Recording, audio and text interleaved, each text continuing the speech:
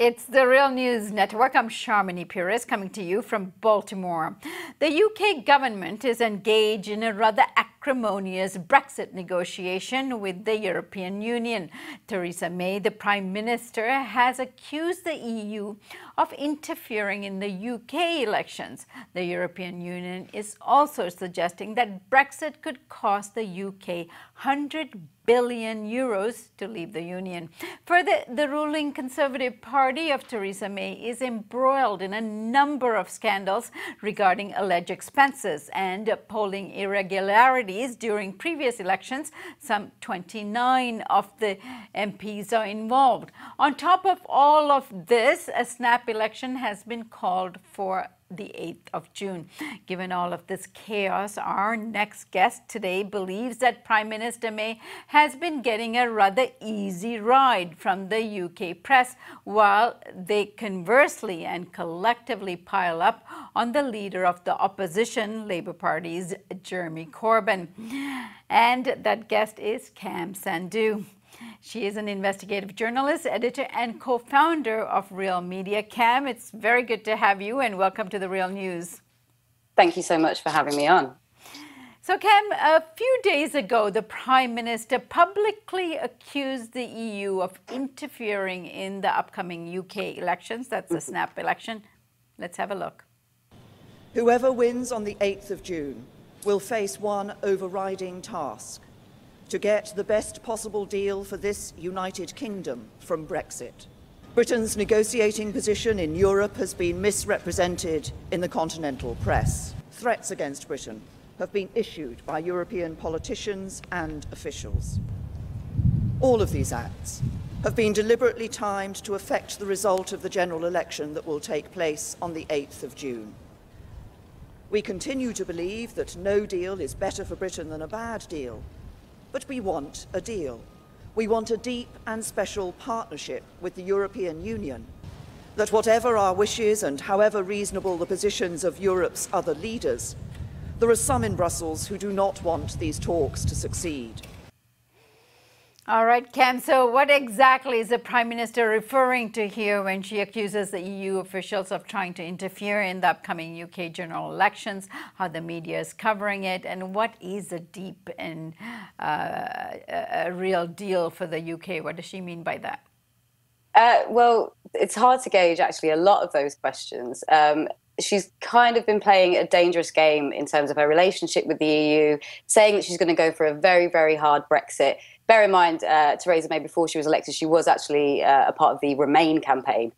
Since becoming leader, hard Brexit, which she says is the will of the people, ignoring perhaps the 48% that did vote Remain and don't agree with a hard Brexit. But to showcase her her ability to make this deal, she's actually been quite hostile to the EU. And but she's been kind of lauded a lot in the press for that. So, for example, previously when she said that she's going to get a better deal than, in fact, perhaps some other EU states, we had that lauded in the press. So we had front pages saying next Iron Lady, while a completely different sentiment was kind of taking place across Europe. We were being called Little Britain, suggesting that Theresa May was, being quite petulant. But this is a big, big deal. This is going to have a massive effect on people's day-to-day lives. We're talking about regulation to do with food. We're talking about regulation to do with medicine. And we're talking about trade deals. And this is perhaps not the best way to go about it. In terms of what she was talking about in that specific speech, there was a story that came out. I'm not sure if you got it over there, but there was a kind of leak of a conversation that she had with a German newspaper. Now, that wasn't really even meant to kind of enter the UK debate, but a British journalist had shared it, perhaps derided her a little for it. And this seems like a very strong paranoid response to that kind of a small story that is pretty ineffectual otherwise. However, UKIP, who were kind of who were very pro-Brexit, their whole shtick, the UK Independence Party, was to get us out of the EU.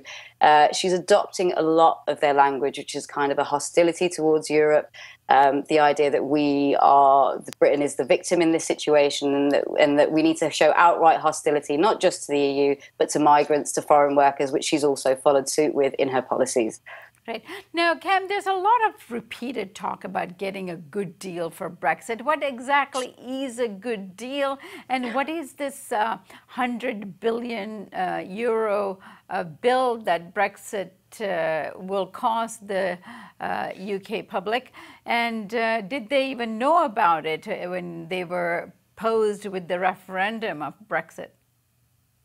Certainly, I don't think the British public were aware that it was going to be £100 billion deal. There was a lot of, there wasn't much clarity during that Brexit debate. We had kind of promises on the sides of buses saying that we were going to get £350 million for our NHS, and yet we've somehow ended up with £100 billion, €100 billion, bill, perhaps. I think there was some figures floated beforehand during the Brexit campaign in the lead up to that vote of about 50 billion.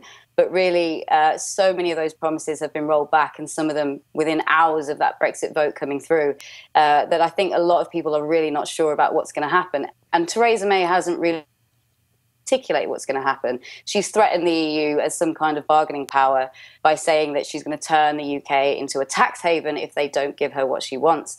However, being a tax haven is not perhaps diametrically opposed to what the Conservative government have been heading towards already. They've cut corporation tax from 2010 when they first took power in coalition with the Lib Dems from 28% to 28%, 28% to 20%, and hoping for 17%. Which means that the average person will be paying more than corporations. They've also seen an increase in tax avoidance and tax evasion, which Richard Murphy estimated to be about £120 billion. So that could easily pay for that Brexit bill, but it doesn't look like they're going after those kinds of people. Right. And one thing about Theresa May is that we don't know very much about her. I mean, she inherited the position. And of course, she was Home Minister at one point. But you're someone who really followed her history there. Give us a sense of who she is and what her record was as Home Secretary. Well, yeah, I'm glad you brought this up, because this hasn't been something that's been brought up, certainly by the press, since she took up the leadership campaign, which, by the way, she kind of got that because all of the other candidates fell away. There was kind of backstabbing happening between Boris Johnson and Michael Gove, and then Andrea Leadsom pulled out. So she was just the remaining candidate. Perhaps one reason why she does need a much clearer mandate to lead the country through Brexit. But yes, before she became leader of the Conservative Party, she was Home Secretary during a time where she brought up some pretty racist and pretty awful policies.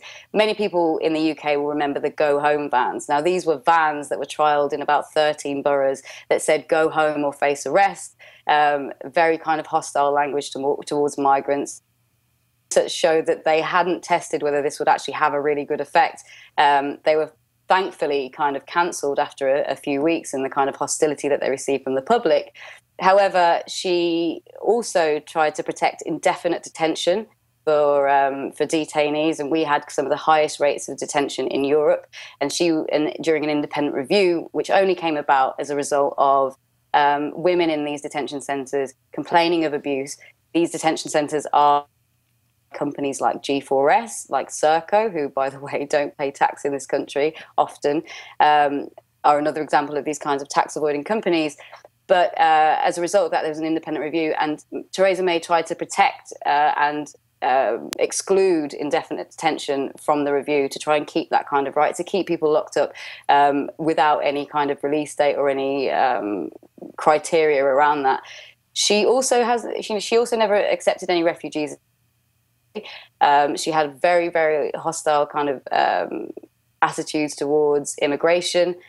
She was called out in several kind of quite sensitive cases, and also oversaw Prevent, which, if you don't know, is kind of an anti-radicalisation program, which actually is translating into a lot of surveillance by health professionals and schools and teachers, and asking them to play a part in kind of watching Muslim kids a bit closer. And we've had some kind of really ridiculous as a result of that, which is kind of 3-year-old kids being looked at to see if they're acting too radical. So it's had some really, really bad effects in terms of the cohesion of society, which she apparently is working towards now.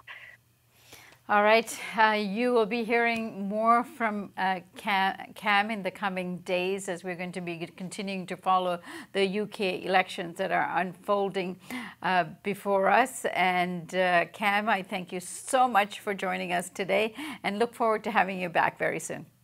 No problem. Thank you so much. And thank you for joining us here on the Real News Network.